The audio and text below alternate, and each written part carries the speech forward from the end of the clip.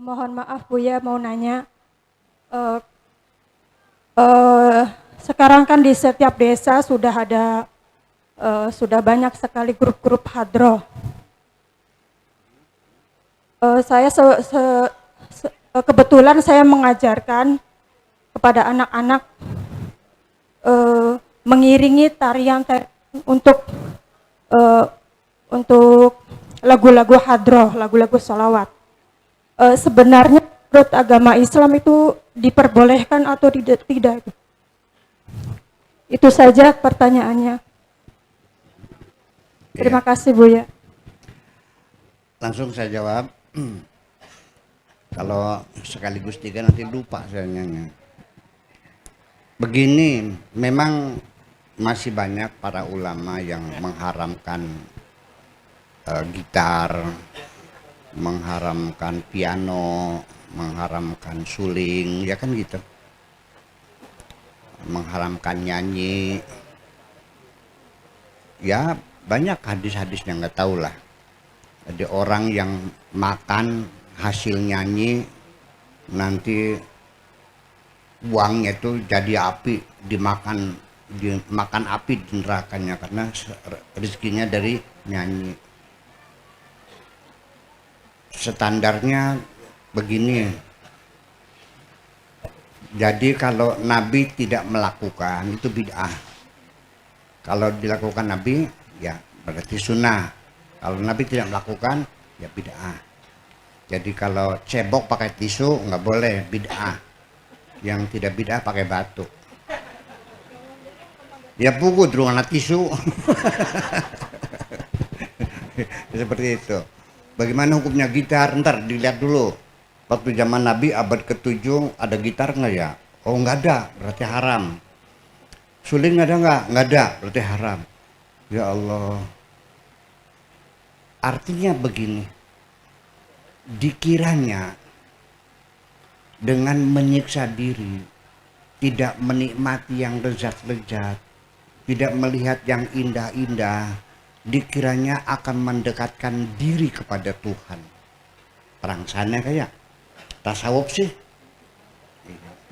Ya, caranya itu yaitu makannya pantang tanpa makanan yang bernyawa. Jadi makannya air putih saja sama nasi putih saja. Kemudian musik yang nggak boleh, gambar nggak boleh, patung nggak boleh, apalagi.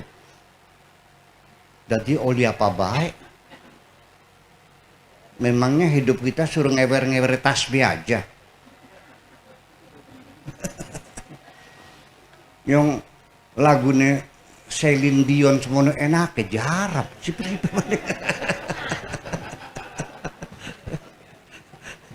Lagunya Michael Jackson yang menggema begitu mesar. Tapi pas kalau lagunya Riau Bodol gabra-gabru manggut-manggut kan. Merasa menikmatinya, itulah semacam itu. Jadi artinya kita tidak usah bertengkar, ya tidak usah bertengkar. Kalau Anda itu semua diharamkan, ya sudah implementasikan untuk diri Anda sendiri, jangan melarang orang lain. Bapak-bapak sekalian, melalui lagu-lagu, lukisan yang indah, musik yang merdu, ya kan, dengan hadrah, dengan apalagi angklung, dengan musik jazz dan sebagainya yang indah-indah, dengan cara menyiksa diri mendekatkan Tuhan, tidur di atas paku setengah bulan, merendam di air 40 hari untuk mendekatkan kepada Tuhan. Tahu nggak Pak?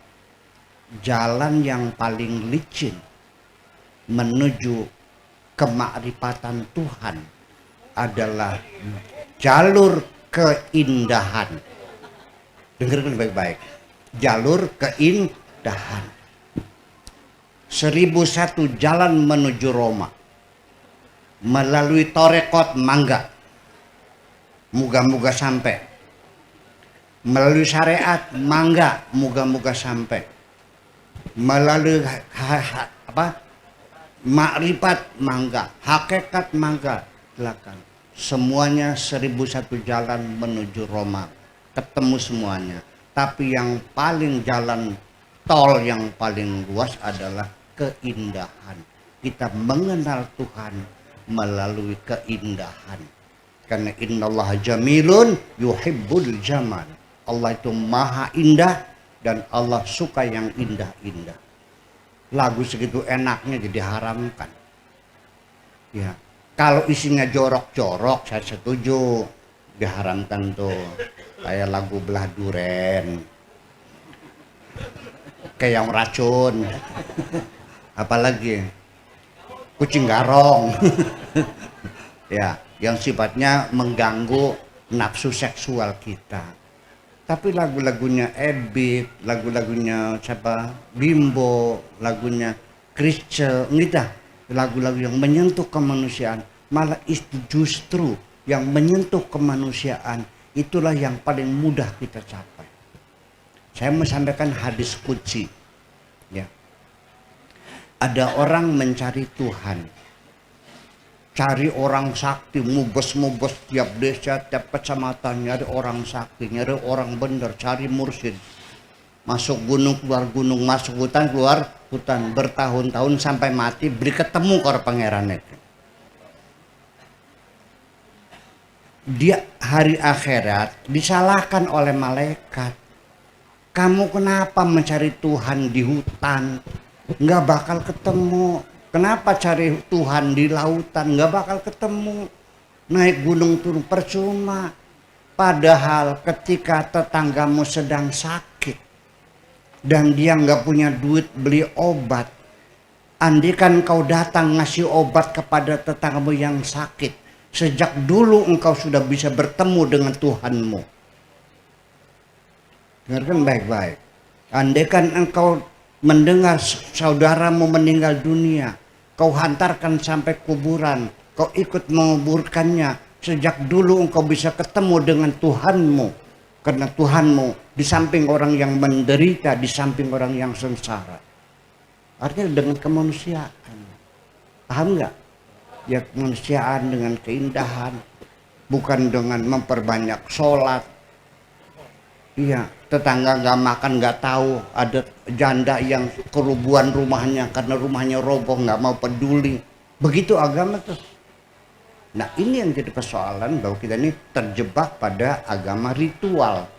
Ya, ibadah ritual itu yang dibesar-besarkan, ibadah sosialnya terlupakan, lalai. Itu. Jadi bapak-bapak dan ibu sekalian, apa itu? Jadi artinya selagi ini banyak sekali. Saya juga di pesantren, saya baca kitab-kitabnya. Seorang badut yang bikin orang tertawa, nanti di akhirat jadi inti neraka. Seorang bodor, apa bodor? Pelawak yang bisa membahagiakan orang lain, yang tadinya bertengkar dengan istrinya karena mendengar lawakan, cair semuanya itu. Selesai bertengkarnya, lupa tekadnya. Yang orang jadi sulit jadi gembira. Kenapa orang yang menggembirakan orang lain, membahagiakan orang lain, kok kenapa diharamkan? Betul enggak? Dengan suara yang merdu orang membuat nyaman, apalagi dengan pesan-pesan ketuhanan kayak lagunya Ebit, lagunya Bimbo. Kenapa diharamkan? Itu yang membangun kemanusiaan diharamkan, tapi bakat tukaran madani wong mah musyrik misalkan wong beri dosa ya. Gitu. Iya, kalau mencaci maki orang lain nggak dosa gitu. Kalau bikin orang ketawa bahagia dosa gitu. Yang jelas dong beragama tuh. Iya dong. Ya, jadi artinya ya tergantung. Kalau lagu-lagunya yang jorok-jorok saya juga sama dong. Tapi lagunya menyampaikan pesan-pesan kemanusiaan. Dan bapak-bapak mesti tahu bahwa anak-anak kita yang membentuk kepribadian anak-anak kita menjadi orang yang baik, orang yang soleh, itu tidak selalu pelajaran agama mahfuzat yang dihafal di madrasah, tapi juga mitos-mitos, lagu-lagu, dongeng-dongeng, sandiwara, film, sinetron, itu membentuk pribadi kita semuanya. Ini yang perlu kita ketahui. Anak bocah ning wong tua ki ngelawan bae. Tiba-tiba berubah dia, sangat taat, sangat setia, sangat takzim. Itu bukan karena hafalan al-jannatu tahta aqdami ummahatikum, tapi gara-gara sesudah dia nonton film Malin Kundang. Wah terbuka di watung kan. Jadi itu dongeng-dongeng, itu cerita, itu ada pesan-pesan moral sesungguhnya.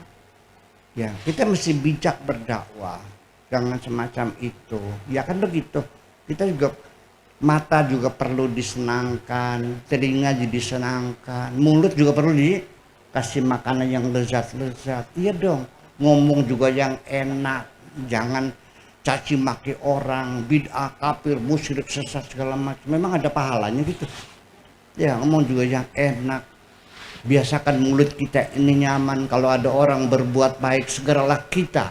Saya paling dulu menyampaikan penghargaan ketika ada orang berbuat baik. Tetapi kalau ada orang berbuat tidak baik, lebih baik saya pura-pura tidak tahu. Wes, enak akibatur gini, ngandel beli.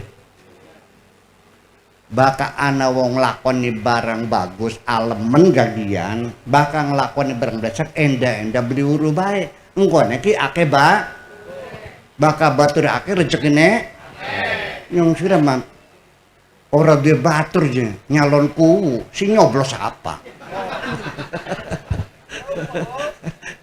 Ngerti? Banyak teman, banyak rezeki semacam itu. Nah hadroh yang ditanyakan tadi itu lanjutkan insya Allah. Satu membuat grup bersama, ya kan gitu, terbangun yang komunitas yang produktif, menghaluskan perasaan, membangun persahabatan, dan juga menghibur masyarakat semuanya.